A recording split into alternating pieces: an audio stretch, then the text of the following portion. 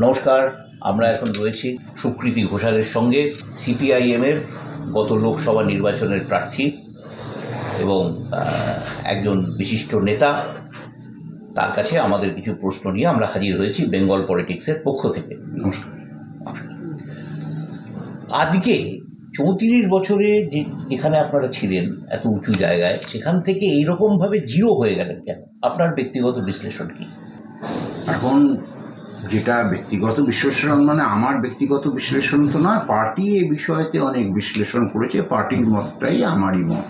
আচ্ছা, যে নিশ্চয়ই দীর্ঘদিন ক্ষমতায় থাকলে যেটা হয় যে অ্যান্টি ইনকামবেন্সি একটা ফ্যাক্টর। আচ্ছা আচ্ছা, সেইটা একটা ফ্যাক্টর। আর এই যে কাঠামো, এই যে বুর্জোয়া রাষ্ট্র কাঠামো, এই রাষ্ট্র কাঠামোতে একটা অঙ্গরাজ্যে থেকে মানুষের যে সার্বিক কল্যাণ করা, সেটা তো সম্ভব হয়নি। সিপিআইএম দলে বিশেষ করে এখন প্রচুর পরিমাণে তরুণ থেকে তরুণতর ছেলেরা মেয়েরা আসছেন।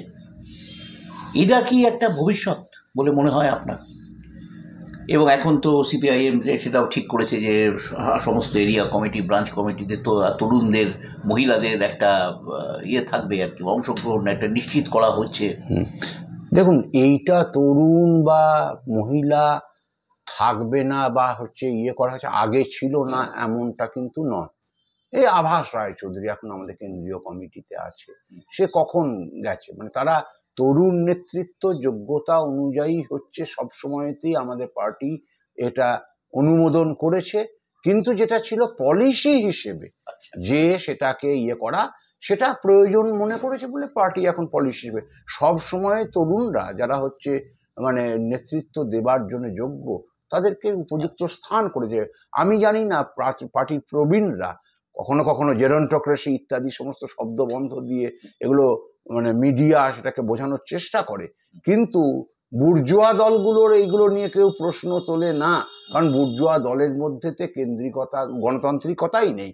আমাদের গণতান্ত্রিক ব্যবস্থা আছে, কিন্তু আমাদের এখানে শুধু তরুণ নয়, যোগ্যতা যদি তার থাকে, সাংগঠনিক যোগ্যতা যদি থাকে, এবং এটা খুবই ইতিবাচক যে বর্তমান প্রজন্মে যারা তরুণরা হয়তো একটুখানি তারা কেরিয়ারমুখী বা এই সমস্ত ক্ষেত্রেতে, সেখানে মীনাক্ষী, সেখানে প্রতিকূল, সেখানে সৃজন, সেখানে দীপশিতার মতো এত অসামান্য আমাদের জেলাতে পৃথা, এদের মতো অসামান্য প্রতিভা সম্পন্ন যে ছেলে মেয়েরা, তারা শুধু পার্টির প্রতি আকৃষ্টতাই নয়, তারা কিন্তু পার্টিতে অনেকে হোল টাইমার হওয়ার জন্য অনেকে সেটা করেছে। এটা এটা এটা এটা তার মানে বোঝা যাচ্ছে যে আমাদের পার্টি এটা এই যে মতাদর্শটাকে অনেকে মনে করে যে নতুন ছেলেরা তারা আসছে, সেই নতুন ছেলেরা তারা যে শুধু আসছে নয়, তারা যে পার্টির হোল টাইমার হওয়ার জন্য ইচ্ছা প্রকাশ করছে, অনেকে হয়েছে। এর থেকে কি বোঝা যাচ্ছে যে দেশের বর্তমান পরিস্থিতি, বিশ্বের বর্তমান পরিস্থিতিকে যারা যুক্তি দিয়ে, বুদ্ধি দিয়ে বিচার করতে পারে, তারা বুঝতে পারছে যে বামপন্থাই হচ্ছে একমাত্র যেটা মানুষের সার্বিক কল্যাণ করতে সক্ষম, অন্য কোনো রাজনীতি মতাদর্শ নয়। আভাস রায়চৌধুরী গত এই ইলেকশনের, আগের ইলেকশনে লোকসভাতে দাঁড়িয়েছিলেন, তার ভোট 1 লাখও ছাড়াই। তা আপনার ভোট এবারে 1 লাখ ছাড়িয়ে গেল, প্রায় 1.5 লাখের কাছাকাছি পৌঁছে গেল। এর পিছনে কারণটা দেখুন, অথচ আমি একটা পয়েন্ট আপনাকে করে দিই, আপনার আসনে দুর্গাপুর আসানসোল কেন্দ্রে দিলীপ ঘোষের মতো একজন পাওয়ারফুল এবং খুব বলিয়ে কইয়ে নেতা কিন্তু বিজেপির ক্যান্ডিডেট হয়েছিল। এই অবস্থাতেও কেন আপনি এতটা এগোতে পারলেন? দেখুন, প্রথম কথা যে আমরা ওই ক্যান্ডিডেট দিয়ে আভাস রায়চৌধুরীর পরিবর্তে সুকৃতি ঘোষাল, মানে রাজনৈতিক নেতৃত্বের দিক থেকে গেলে আভাস রায়চৌধুরীর সঙ্গে সুকৃতি ঘোষালের তুলনাই চলে না। তার যে রাজনৈতিক প্রজ্ঞা, সে যার যে সেটাকে আমরা শ্রদ্ধা করি। কিন্তু যেটা মূল ব্যাপারটা, যে অবজেক্টিভ কন্ডিশন, যখন রক্তক্ষয়ের সময় শুরু হয়, যখন একটা পার্টি সম্পর্কে একটা নেতিবাচক মানে দৃষ্টিভঙ্গি মানুষের মনে একটা পারসেপশন তৈরি হয়েছে, সেই পরিস্থিতিতে আভাসকে লড়াই করতে হয়েছে। সেই পরিস্থিতি, তার নেতৃত্বে লড়াই করে পার্টি সেই পরিস্থিতি মানুষের পারসেপশনকে কিছু চেঞ্জ করতে পেরেছে। তারপর মানুষ নিজের ব্যক্তিগত অভিজ্ঞতা, সে যখন লড়েছে তখন যে ধরুন তৃণমূল বা বিজেপি সম্পর্কে মানুষের দৃষ্টিভঙ্গি, তখনও পর্যন্ত মোহভঙ্গ কিন্তু হয়নি। সেই পরিস্থিতিতে তাকে লড়তে হয়েছে। কিন্তু এখন আমাদের যে 2024 সালের যে লোকসভা নির্বাচন, তখন তৃণমূল এবং বিজেপি সম্পর্কে বহু মানুষের মোহভঙ্গ হয়েছে, তাই তার রিফ্লেকশন হয়েছে। এখানে কিন্তু হচ্ছে যে আমি বেশি ভোট মানে আনতে পেরেছি ব্যাপারটা না, অবজেক্টিভ কোন আমরা ব্যক্তিগত ইয়েতে বিশ্বাস করি না। আপনি তো খুব ভালোভাবেই নিশ্চয়ই দেখেছেন কোন কোন বিধানসভা আসনে আপনি কতটা ভোট পেয়েছেন, আপনার বিরোধী দলেরা কতটা ভোট পেয়েছে। আগামী দিনে এই যে আমাদের এই যে পশ্চিম বর্ধমান জেলার যে বিধানসভা আসনগুলো আছে, তার মধ্যে কি কোনো আশা আছে? অবশ্যই আশা তো আছে, কিন্তু আশাটা যেটা আমরা বলছি যে এই ধরনের আশা যে হ্যাঁ আমি যে এই আসন পাবো ওই আসন পাবো তা না। প্রতিনিয়ত আমাদের পার্টি কি করে যে প্রতিনিয়ত সংগঠনের উপর জোর দেয়, মানুষের সঙ্গে সংযোগের উপর জোর দেয়, মানুষ যে তার চাহিদাগুলো অনুযায়ী মানুষের পাশে থাকার চেষ্টা করে, এবং পরিস্থিতিকে মানুষের চেতনাকে ভোট দেবে কে? মানুষ। আর তার সঙ্গে হচ্ছে ভোটটা যদি ঠিক মতো হয়, ধরুন পঞ্চায়েত নির্বাচনে মানুষকে নিয়ে যে যে জায়গাতে প্রতিরোধ করা গেছে, যেমন রায়না, যেমন হচ্ছে যে নাসিক গ্রাম, এই সমস্ত এলাকাতে পঞ্চায়েত, আমাদের এখানেতে কুচুট, এই সমস্ত জায়গাতে পঞ্চায়েতে আমরা জিতেছি, সে মানুষ জিতিয়েছে। আচ্ছা, এখানে একটা খুব পিন পয়েন্ট প্রশ্ন করি, সব কটা ছেড়ে দিন, সব বিধানসভা আসনের কথা ছেড়ে দিন, বর্ধমান দক্ষিণ বিধানসভা আসন, তাতে দেখা যাচ্ছে যে পুরসভা ভিত্তিক যে ফলাফল হচ্ছে, এখানে তো পঞ্চায়েত, এখানে সবটাই পুরসভা ভিত্তিক, সে পুরসভা ভিত্তিক ফলাফলে তৃণমূল অন্তত 20টার মতো ইয়ের মধ্যে, 35টার মধ্যে 20টা ওয়ার্ডে তৃণমূল হাঁটছে। আপনার কি মনে হয় তাহলে ধরুন যদি আগামীকাল যদি পুরো ভোট হয়, তাহলে কি আপনাদের দলের একটা কোনো ইয়ে আছে, ভবিষ্যৎ আছে এখানে? দেখুন, আমি বারবার করে যেটা বলছি, আপনি যে প্রশ্নগুলো তুলছেন যে আসনের ফলাফল ইত্যাদি, এই জায়গাটাতে আমি ঢুকতে চাইছি না। কারণ কি, ফলাফলটাকে ওইভাবে একটা ফলাফল ভোটে আপনার জিতবে কি না সেটা নির্ভর করছে মানুষ ভোট দিতে পারলো কিনা। জিতবে কি না সেটা নির্ভর করছে ভোট যেটা মানুষ দিল সেটা সঠিকভাবে গোনা হলো কিনা। পঞ্চায়েতেতে এমনও ঘটেছে যে জিতেছে একজন, কিন্তু হাইকোর্টের আমরা যে বিচার প্রক্রিয়া, যেটা আমার শোনবার সৌভাগ্য হয়েছে, তার থেকে দেখেছি জিতেছে একজন, অন্যকে বিজয়ী আপনার সার্টিফিকেট দিয়ে দেওয়া হয়েছে। এমন ঘটনা শুধু আমাদের দল অভিযোগ করেছে তা নয়, সেটা বিচারালয় পর্যন্ত গেছে। তাই জেতাটা অনেকগুলো কিছুর উপর নির্ভর করছে। আমাদের যেটা হচ্ছে, আমরা চাই অবস্থার পরিবর্তন, মানুষ যাতে হচ্ছে মানে যারা বিরোধীরা সবসময় যেটা চেষ্টা করবে, যারা শাসন ক্ষমতা রয়েছে তাদের দোষ ত্রুটিগুলো মানে তুলে ধরবে, মানুষের কাছে সেগুলো নিয়ে যাবে। মুশকিল যেটা হচ্ছে আমাদের এখানে বিরোধীদের যে বিরোধিতাকে গণতন্ত্রতে যে সম্মান করার একটা মানে শ্রদ্ধার সঙ্গে গ্রহণ করার যে একটা গণতান্ত্রিক রীতি, সেটাই রাজ্যতে এবং আমাদের দেশেতে প্রায় সেটা হচ্ছে ভুলতে বসেছে। যে যেখানে ক্ষমতায় আছে সে সেখানে থেকে দাদাগিরি করা, যাকে বলে মার্শাল পাওয়ারটাকে ব্যবহার করা, এটা গণতন্ত্রের পক্ষে কিন্তু ক্ষতিকর। আপনি কি বলতে চাইছেন ইলেকশন কমিশন এবং এই যে এত কেন্দ্রীয় বাহিনীর রুট মার্চ, সব বুথে বুথে থাকা, এগুলোর কোনো কাজই করছে না? না, কাজ করছে না বলে একবারে কোনো কাজ করছে না বললে হচ্ছে যে আমি ওই ধরনের সিনিক্যাল অ্যাটিটিউড নিয়ে চলতে নারাজ। নিশ্চয়ই তার কিছু আছে, কিন্তু তাকে আরও কার্যকরভাবে ব্যবহার করা যেতে পারে, এবং ব্যবহার করলে গণতান্ত্রিক যে মানুষের অধিকার সেটা সুপ্রতিষ্ঠিত হবে।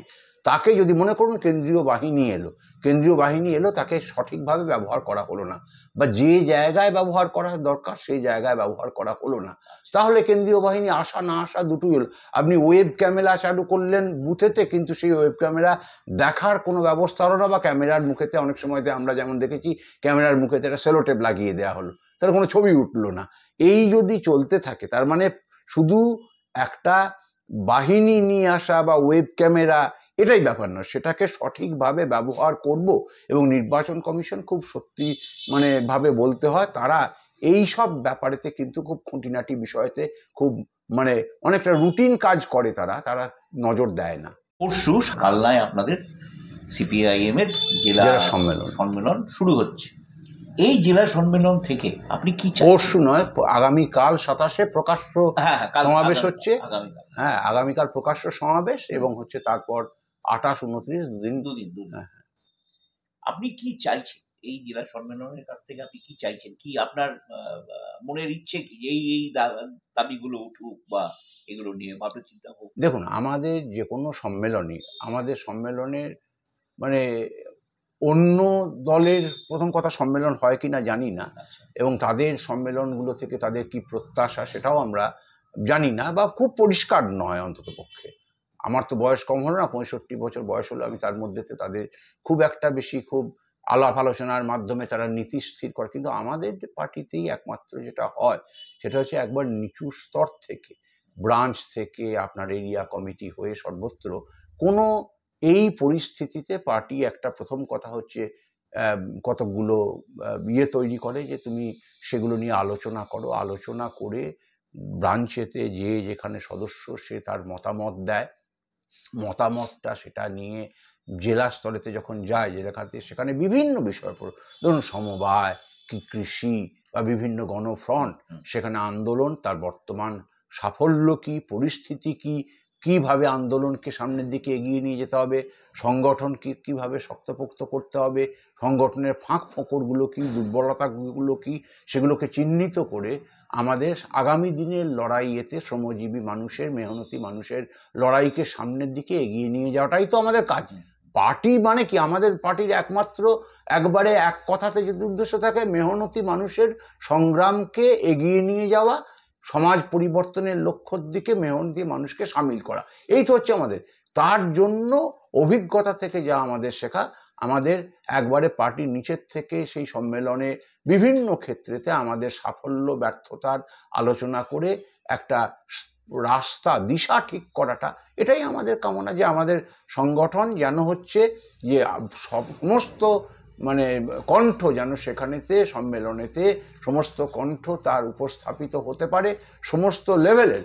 সেটা হচ্ছে নারীর কণ্ঠ, সেটা হচ্ছে আপনার ওই ঠিকা শ্রমিকের কণ্ঠ, সেটা হচ্ছে যে আপনার কোঅপারেটিভ আন্দোলনের সঙ্গে যারা যুক্ত কণ্ঠ, সমস্ত কণ্ঠ, ছাত্রদের, যুবদের, তাদের বেকারিত্ব, শিক্ষার যে অব্যবস্থা, সব বিষয় নিয়ে যেন সেখানে আলোচনা হয়, এবং আলোচনা হয়ে পার্টি এই অবস্থাতে কি করণীয় সেটা একটা মানে আমাদের জেলা যেটা ভাবছে সেটা আবার রাজ্যতে যাবে, রাজ্য সেটাকে নিয়ে তারপরে আমাদের পার্টি কংগ্রেসেতে গিয়ে সেটা আলোচনা হয়ে কর্মসূচি, আপনার তার জন্য যদি কিছু বদল হয়, কর্মসূচিকে যদি মানে আপডেট করা যাকে বলে সেটা করতে হয়, সেটা করা হবে।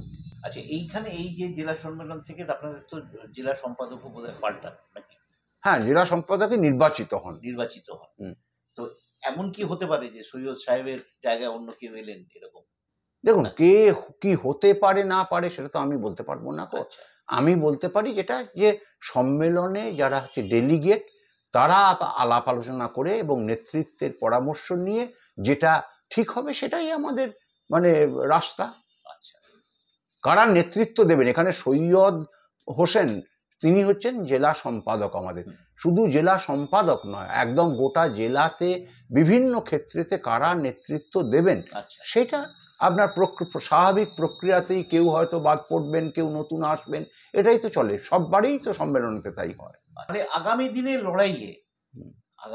লড়াই, বিধানসভার ভোটের লড়াই অথবা অন্যান্য যে লড়াই, এই লড়াইয়ে আরজিকরের এই যে ভূমিকাটা ছিল, কিন্তু তারপরে যে দেখা যাচ্ছে যে সেটা হচ্ছে খানিকটা কিন্তু আরজিকর আন্দোলন যেন ভাটা পড়ে গেল, নীরব হয়ে গেল। তা এইটার পিছনে কারণটা কি? মানে আমি যতদূর জানি যে বর্ধমান শহরে যে মিছিল হয়েছিল তাতে আপনি নিজে অংশগ্রহণ করেছিলেন, ইত্যাদি ইত্যাদি। এবার বলি, আপনার আরজিকর আন্দোলন, প্রথম কথা দেখুন, মানে আমি যতটুকু বুঝেছি আরজিকর আন্দোলনটা এমন একটা আন্দোলন, যে আন্দোলন কিন্তু মানুষের স্বতঃস্ফূর্ত ডাকে মানুষ স্বতঃস্ফূর্তভাবে বেরিয়েছে।